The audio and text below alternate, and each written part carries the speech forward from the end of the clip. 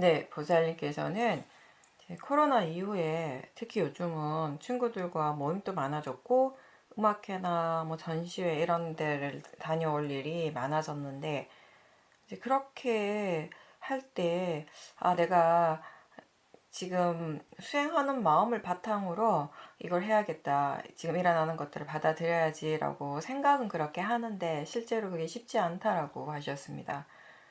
친구들과 모여서 이야기 나누다 보면 잠시 방심해버리면 말이 엄청 많아지고 그래서 집에 와서 보면 마음이 너무 들떠가지고 수행이 전혀 안 되는 경우도 많고 또 이제 연세가 많이 드셔가지고 그렇게 이제 바깥 외부 활동을 많이 하는 것 자체가 체력적으로 굉장히 힘들다고 하셨어요.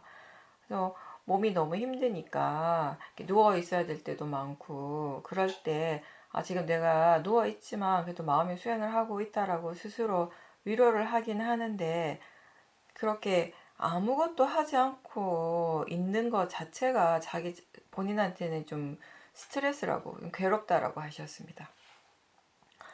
요즘은 그렇게 이제 집에서 아무것도 하지 않으면서 또 수행도 잘 하지 않는 그 몸과 마음이 다 이렇게 늘어져 있는 경우가 많아서 어떻게 해야 될까라고 말씀하셨습니다. 제가 아까 본문할 때도 그런 부분에 대한 얘기를 몇 번 했는데, 내가 이 일을 해야 되기 때문에 이 일이 더 중요해서 또는 뭐 바깥이 너무 시끄러워서 생각이 너무 많아서 수행을 못하겠다, 수행이 잘 안 된다라고 생각한다면 그 생각 자체가 뭐가 어리석음의 생각이라고 얘기를 했어요. 우리가 나이가 들어가는 거, 늙어간다라고 하는 이 현실이 누구나 다 경험하는 건데, 이게 왜 힘든가라고 했을 때, 무엇이 우리를 이렇게 힘들게 하는가라고 했을 때, 가만히 생각해 보면 가장 큰 이유, 원인 중에 하나가 그거라고 생각해요. 예전에는 내가 아무렇지도 않게 편안하게 그냥 저절로 할 수 있었던 일들이 하나하나 이제 힘들어지기 시작하는 거예요. 어떤 일들은 그 못하게 되는 것들도 있고, 그죠? 네, 맞아요. 전에는 아무렇지도 않은 일이었는데 이제 지금 하는 것 자체가 위험해진 것도 있고, 그런 것들 하나하나가 어떻게 보면 보통 사람들한테는 실망감을 주게 하는 거죠. 자기 어떤 자존감이 좀 약해지는 그런 그 원인이 되기도 하고, 근데 몸은 어쩔 수가 없어요. 몸이 늙어가는 것은. 그쵸? 몸이 나이가 들면서 쇠해지고 약해지는 것은 그건 누구도 막을 수가 없는 건데, 근데 우리가 기본적인 거, 가장 기본으로 알고 있는 것은 마음은 늙지 않는다라는 것이잖아요. 몸이 늙는다고 해서 마음까지 늙지는 않아요. 보살님이 수행에 대한 의도를 계속 일으키고 견해를 계속 바르게 일깨워주고 한다면은 수행은 언제든지 할 수 있는 거예요. 어떤 식으로든 할 수 있어요. 아니, 그런 얘기 우리 진짜 많이 하지 않아요? 몸이 아플 때 수행자는 수행하기 오히려 더 좋을 수도 있다. 왜냐하면 아프니까 뭔가를 내가 막 열심히 해야 되는 일들이 이제 없는 거예요. 그냥 가만히 있어야 되는 거. 몸이 움직일 수가 없으니까 힘이 다 빠지고 아프니까 그냥 가만히 누워 있어야 돼요. 누워갖고 우리가 할 수 있는 것이 딴 거 없잖아요. 딴 사람들은 수행이라는 것을 모르기 때문에 누워서 괴로울 수밖에 없는 거예요. 내가 아무것도 못하는 현실에 대해서 스스로 뭔가 이렇게 좀 실망하고 더 막 심한 사람들은 약간 비참한 느낌이 들 수도 있고 내가 왜 이것밖에 안 되는가라고 하는 그런 생각들을 하게 되지만 수행자는 누워서 가장 본인한테 가장 이익되는 걸 하면 되는 거예요. 그게 바로 수행인 거죠.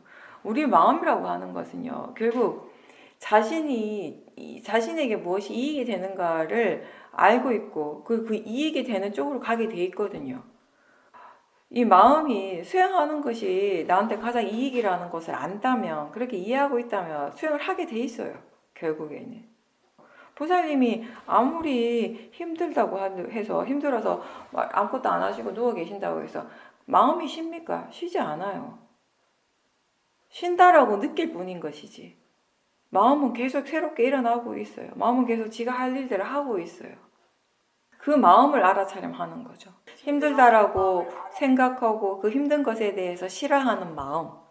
내가 왜 이럴까라고 하는 그런 실망하는 그 마음. 그런 것들이 다 도사의 마음이잖아요. 화잖아요. 화. 근데 그 예. 스님 그 실망하는 뭐라 그럴까 실망하는 마음, 싫어하는 마음 그 마음을 아무렇지도 않게 볼 수 있어야 되는 거잖아요. 아니요. 아무렇지도 않게 볼 수 있으면 좋지만 그렇게 볼 수 없죠, 잘. 그죠? 그게 잘 안 되잖아요. 그래서 볼 수 있도록 연습을 자꾸 하는 게 수행인 거죠, 보살님. 그걸 처음부터 다 잘 볼 수 있으면 수행하는 것이 뭐가 힘들겠어요. 그냥 하면 되죠. 근데 그냥 하면 되는 것이 아니라 잘 안 되니까 자꾸 연습하는 거예요. 왜 우리가 자꾸 연습한다, 뭐 훈련을 한다, 계속 수행을 반복한다라는 이렇게 얘기를 계속 하겠어요. 잘 안 되니까 그런 거잖아요. 누구나 다 어떤 상황에서 내가 생각하는 대로 다 할 수 있다면, 수행을 할 수 있다면 연습할 필요가 없는 거예요, 이거는. 그냥 하면 되니까. 근데 그게 안 되거든요. 내가 생각하는 것하고 내가 하고 싶고 내가 생각하는 것과 실제로 지금 마음이 할 수 있는 것은 항상 대체로 달라요. 그죠? 지금까지 보살님이 수행을 하시면서 그래도 다행인 것은 무엇이 바른 견해인가, 수행을 할 때 우리가 어떤 마음가짐, 어떤 견해로서 수행을 해야 되는가에 대한 이해는 많이 생겼잖아요. 그걸 자꾸 적용을 시키셔야 돼요.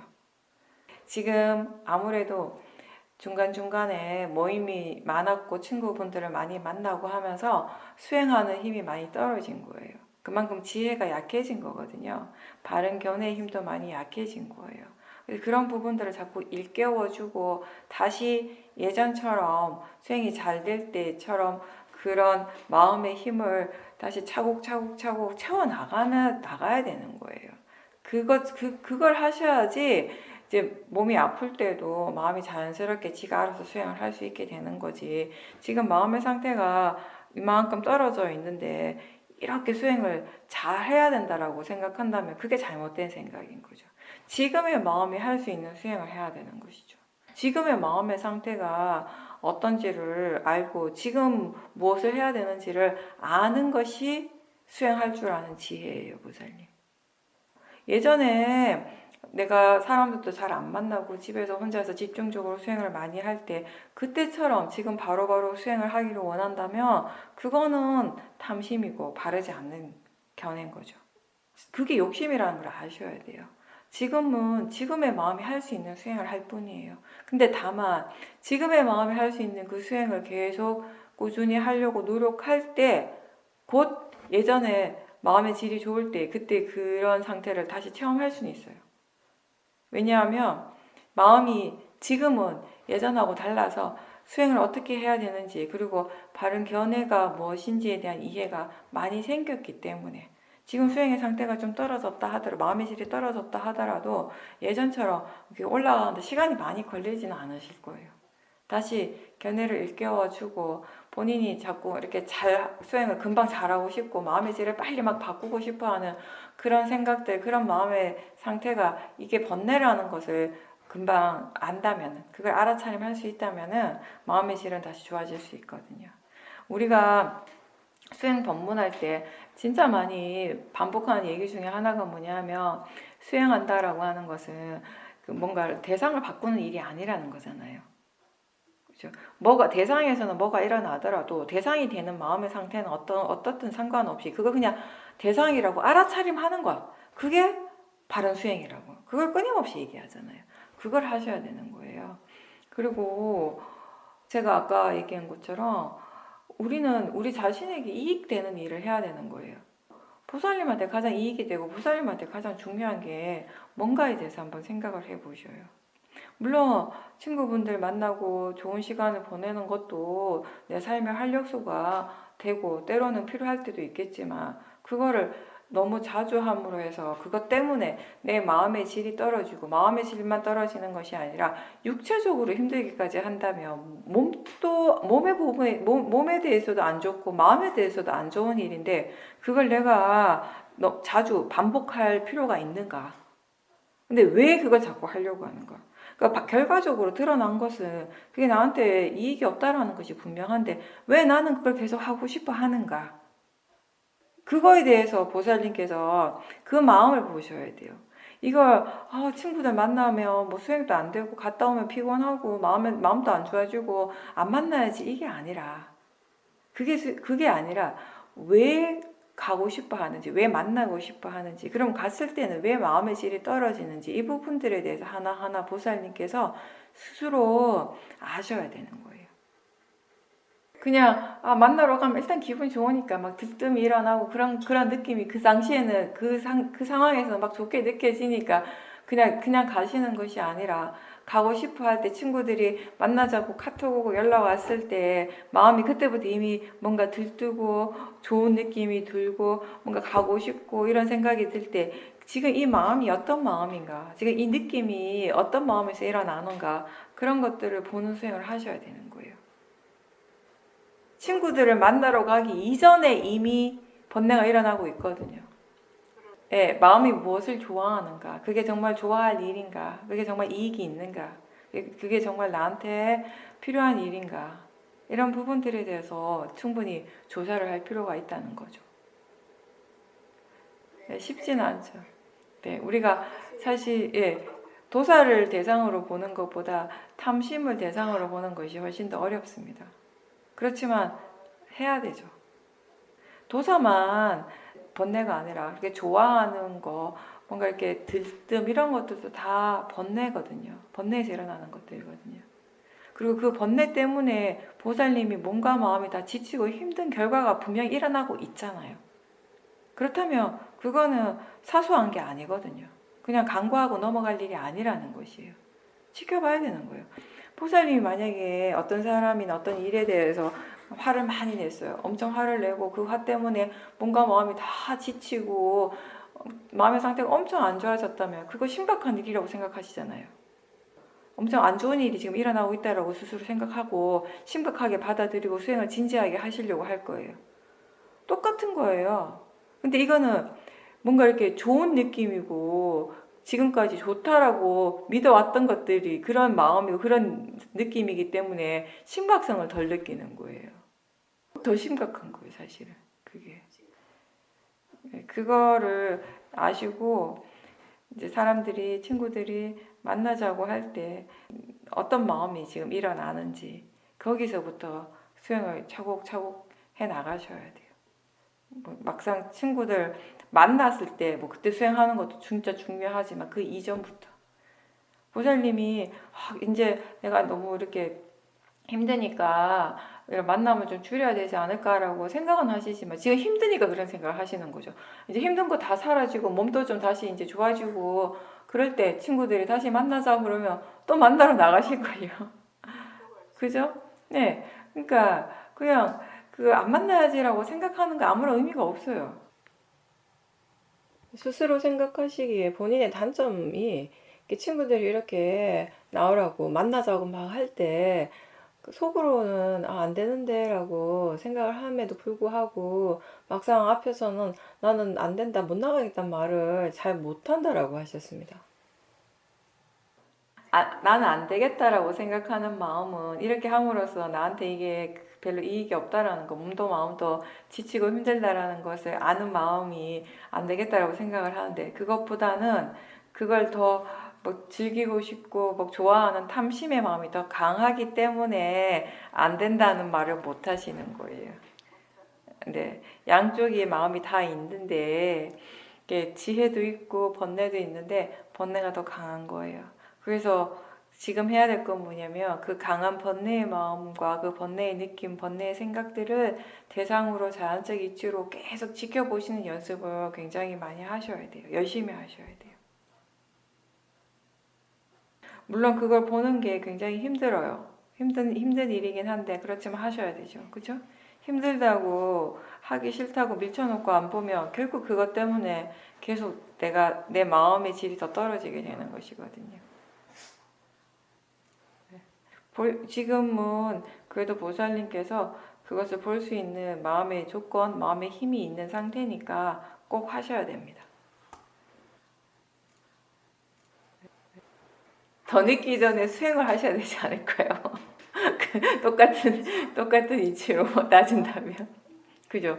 더 늦기 전에 친구들을 만나고 그런 즐거움을 주고 하는 것이 더 나한테 좋은 일인가, 더 늦기 전에 수행 쪽에 더 집중하고 수행을 더 열심히 하는 것이 얼마 남지 않은 나의 시간들을 그 더 가치 있게 보내는 것인가는 보살님이 결정하시는 거예요. 그러게. 네, 그거는 각자 자신이 스스로 결정하고 본인이 선택한 대로의 결과는 본인이 이제 받는 거죠. 경험하게 되는 거죠.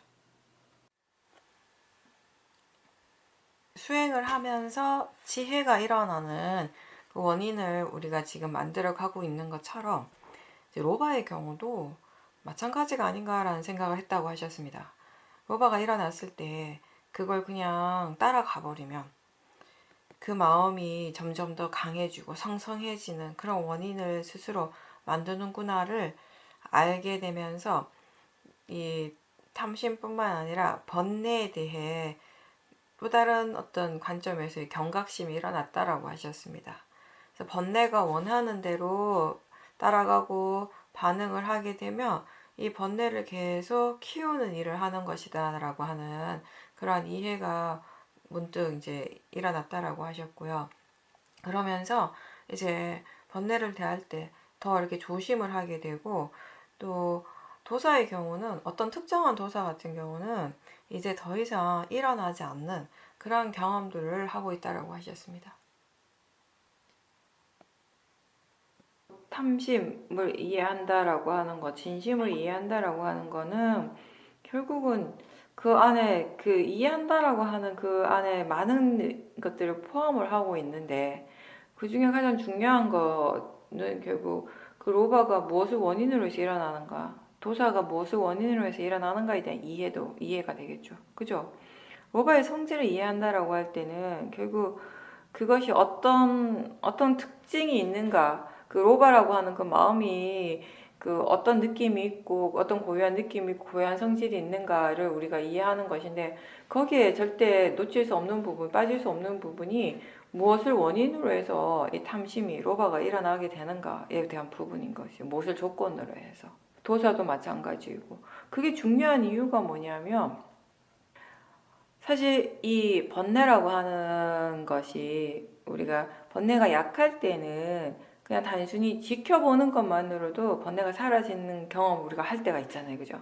화도 그렇고 탐심도 그렇고 아주 약하게 이렇게 처음에 이렇게 일어나는 순간에 우리가 잘 지켜보게 되면은 일어나려고 막 하다가 순간 이렇게 힘이 쭉 이렇게 빠지면서 에너지가 쭉 떨어지면서 사라지기도 한단 말이에요.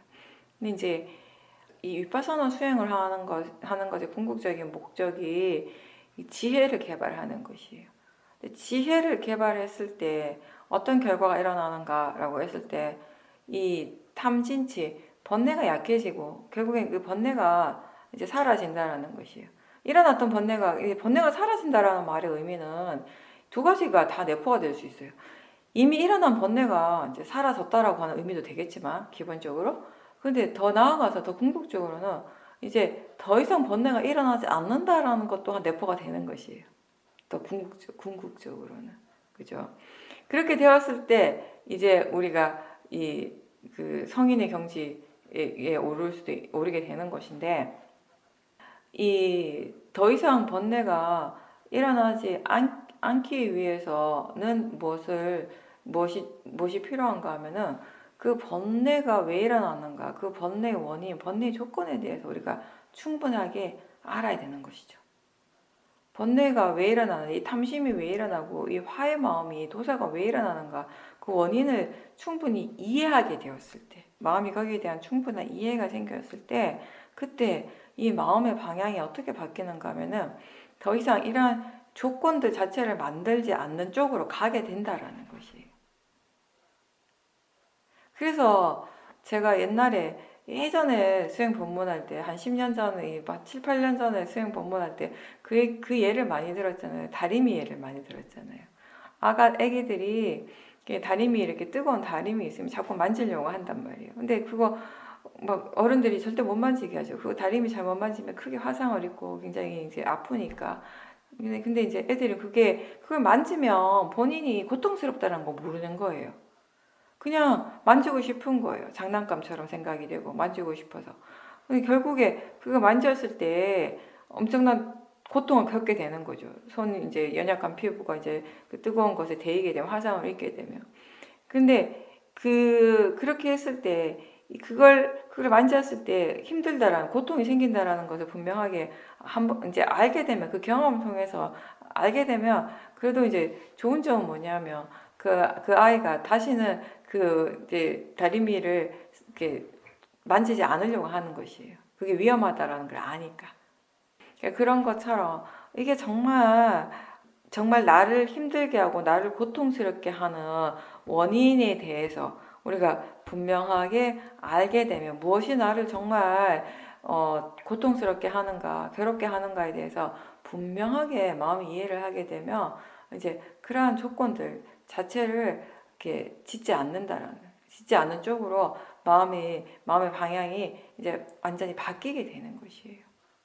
네, 그래서 지금 보살님께서 그런 부분들에 대해서 얘기를 하신다라고 저는 이해를 했거든요.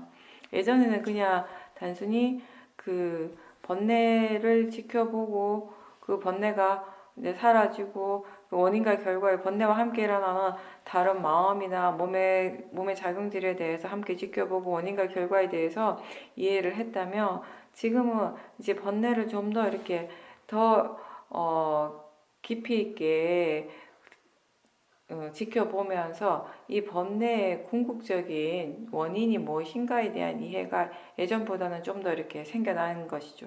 그랬을 때 뭐랄까 마음 자체가 예전에는 번뇌를 이렇게 지켜보고 번뇌의 성질에 대해서 어느 정도 이해를 했지만 여전히 번뇌가 많이 일어났어요. 번뇌가 강하게 일어났어요. 근데 이 번뇌의 원인이 궁극적으로 무엇인가에 대한 이해가 어느 좀 생기게 되면은 이 번뇌 자체의 에너지도 굉장히 약해지게 돼요.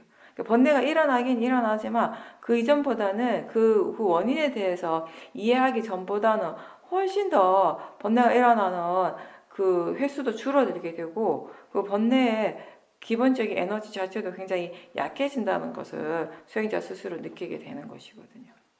그런 차이가 있는 거죠. 그래서 우리가 수행을 계속 해야 되는 이유가 항상 그 얘기 하잖아요. 이해가 계속 깊어지기 위해서. 지혜라고 하는 것이 한 번, 두 번 일어났다고 해서 절대 충분하지 않다고. 계속 일어나야 된다고. 그래서 그 지혜의 깊이가 깊어져야 한다고요.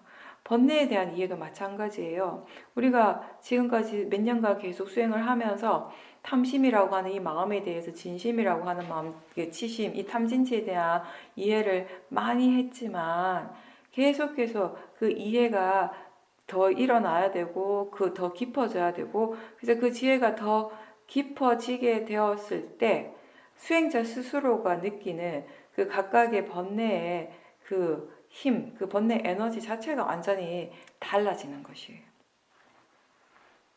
그래서 우리가 계속 이제 이 어떤 번뇌든지 그 번뇌가 일어날 때 그걸 간과하지 말고 놓치지 않고 최대한 알아차리라고 얘기를 하는 것입니다. 화에 대해서 지켜볼 때 화를 대상으로 계속 보면서 우리가 궁극적으로 알아지는 것 중에 하나가 뭐냐면 이 원하는 마음, 탐심 때문에 화가 일어나는구나에 대한 이해가 어느 순간에 굉장히 깊게 생길 때가 있거든요. 그냥 대충 아는 것이 아니라 뭔가 분명하게 알아지는 순간이 있어요. 그 순간에 그 화의 에너지, 그 화에 대한 어떤 마음의 이해가 그 순간을 전후로 해서 완전히 달라지게 되는 것이거든요. 그런 것처럼 이제 탐심도 마찬가지인 거죠. 탐심에 대한 이해를 지금까지 계속 해 오셨어요. 없는 것은 아니에요. 없는 건 아니지만 이 탐심에 대한 궁극적인 어떤 이 원인에 대한 이해를 분명하게 하는 그 순간이 만약에 있다면 그 순간이 일어나기 전과 일어난 후는 완전히 다르게 되는 거죠. 그 수행자의 마음의 질에서는. 오늘 그러면 여기까지 하고 마치겠습니다. 수고하셨습니다.